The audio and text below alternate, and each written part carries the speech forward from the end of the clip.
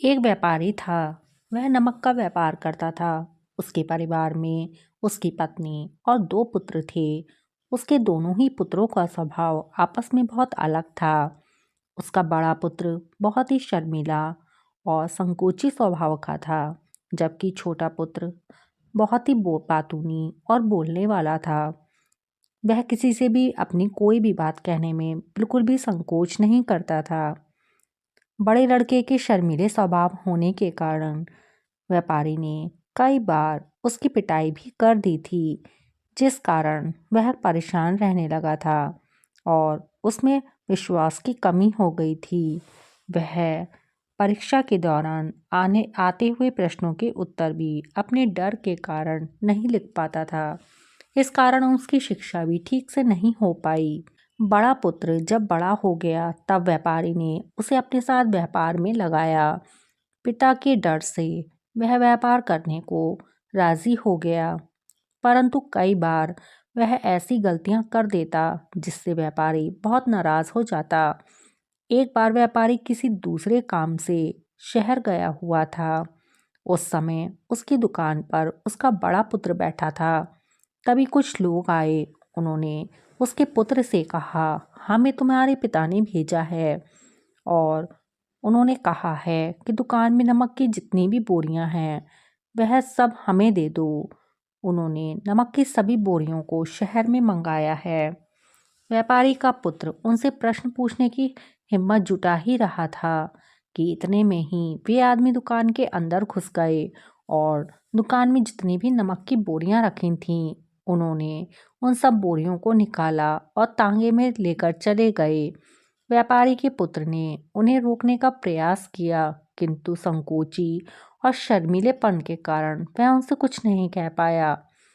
उसने मन ही मन सोचा, यदि मैं इन्हें नमक ले जाने से रोकूं तो पिताजी मुझ पर नाराज होंगे। कुछ समय बाद जब व्यापारी शहर से वापस आया तो दुकान को खाली देखकर उसने अपने पुत्र से प्रश्न किया कि नमक की बोरियां कहाँ चली गईं। तब पुत्र ने धीमे स्वर में कहा, पिताजी, कुछ लोग दुकान पर आए थे और उन्होंने मुझसे कहा कि आपने नमक की बोरियों को शहर में मंगवाया है और दुकान में से सारी बोरियों को निकालकर वह लेकर चले गए। व्यापारी ने अपना सिर पीट लिया। उसने अपने पुत्र को दुकान से धक्का देते हुए कहा, तू मूर्ख है, मूर्ख, और मूर्ख ही रह जाएगा। वे लोग तुझे बेवकूफ़ बनाकर दुकान से सारा सामान ले गए। तूने मुझे बहुत भारी नुकसान करवा दिया। यहाँ से दूर चला जा और कभी वापस मत आना। यदि तुम वापस आए तो मैं तुम्हें पीट पाट कर सीधा कर दूंगा। व्यापारी का पुत्र इस बात से बहुत दुखी हुआ। उस समय नगर के सभी लोग उसके पुत्र पर हंस रहे थे, उसका मजाक बना रहे थे। उसे बहुत ज़्यादा शर्म महसूस हो रही थी। यही समय था जब उसने सोच लिया था अब उसके जीवन में कुछ भी ठीक नहीं हो सकता। वह हमेशा मूर्ख का मूर्ख ही रह जाएगा और समाज के लोगों के साथ कदम से कदम मिलाकर कभी नहीं आगे बढ़ पाएगा।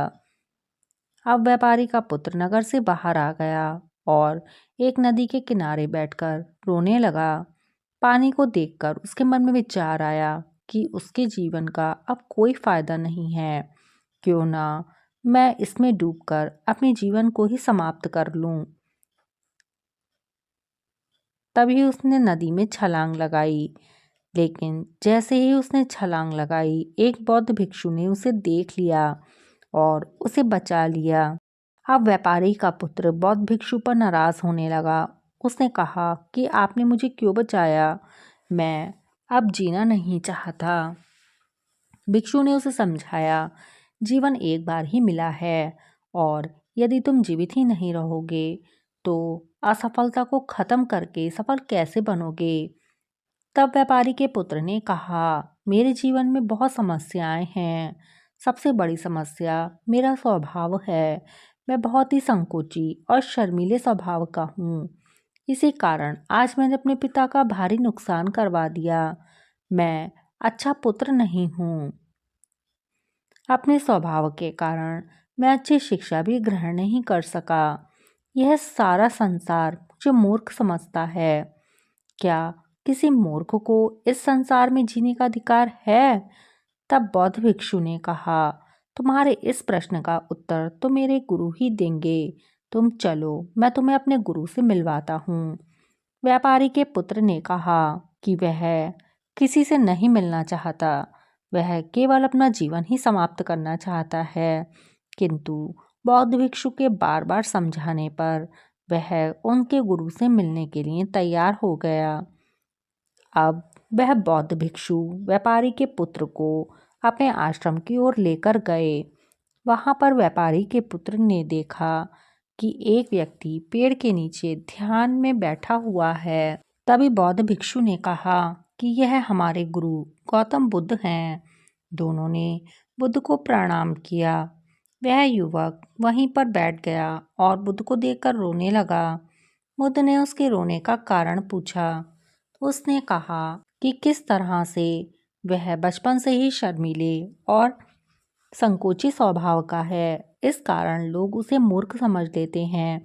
उसके पिता भी उससे प्रेम नहीं करते। तब बुद्ध ने उस युवक को शांत कराते हुए कहा, मेरे पास तुम्हारी समस्या का समाधान है। तुम्हारा जीवन बहुत ही आसान हो सकता है। युवक बोला, क्या सचमुच ऐसा हो सकता है? आप बहुत ही महान हैं। आपके तो कई शिष्य हैं। गुरुदेव, मैं भी आपका शिष्य बनना चाहता हूँ।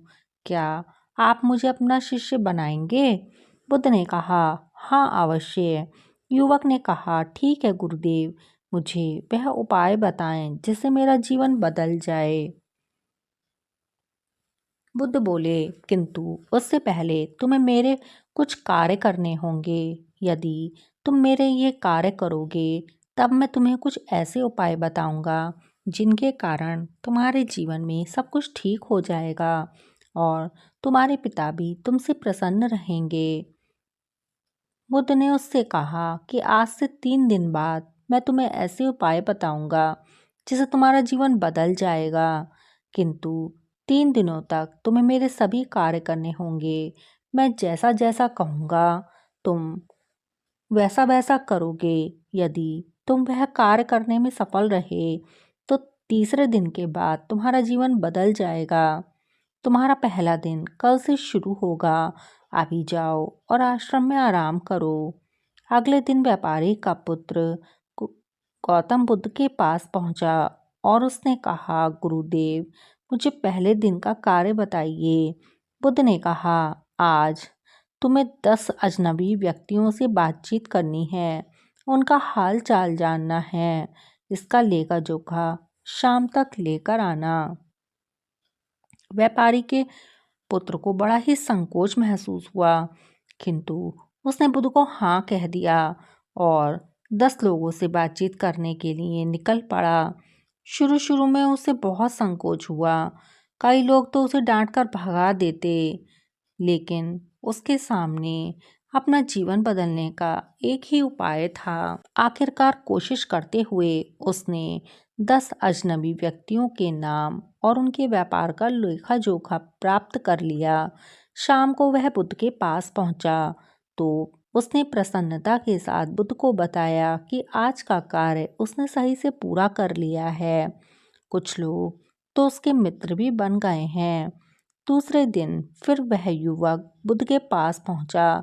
तब बुद्ध ने कहा, आज का कार्य है, तुम आश्रम में रहकर 10 शिष्यों को संबोधित करते हुए उन्हें जल के उपयोग के विषय में पढ़ाओ।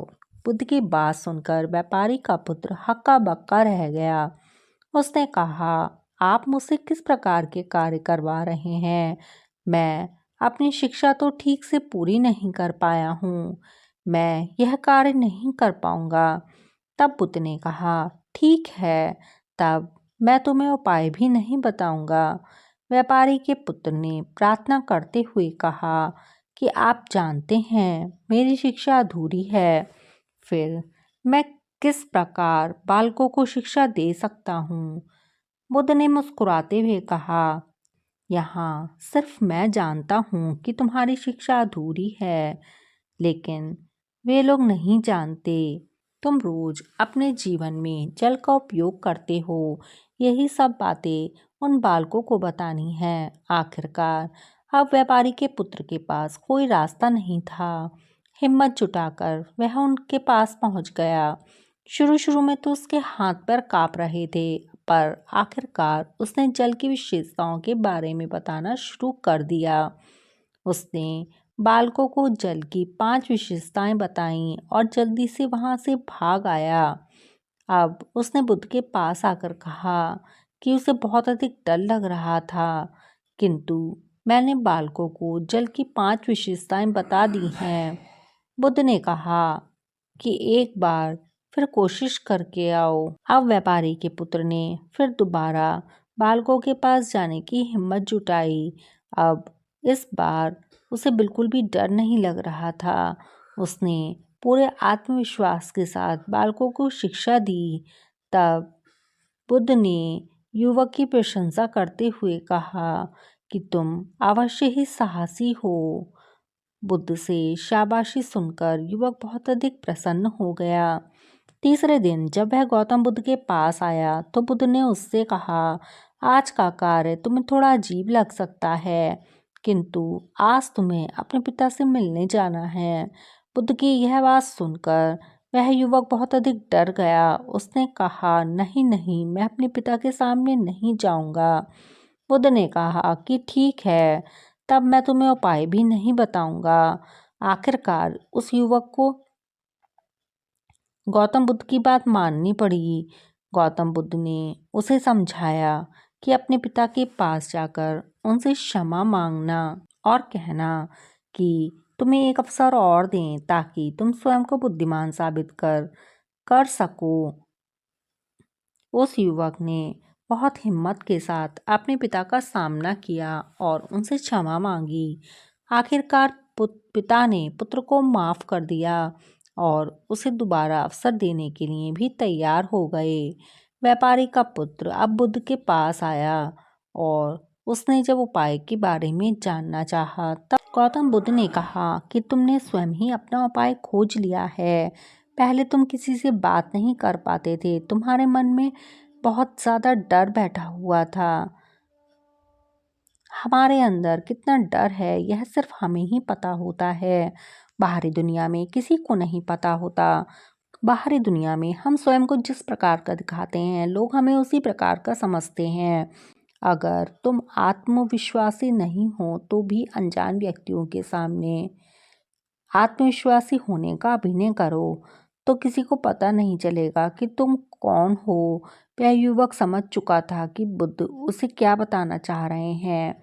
गौतम बुद्ध को उसने अब धन्यवाद दिया और उनसे वादा किया कि वह जीवन में सफल होकर दिखाएगा।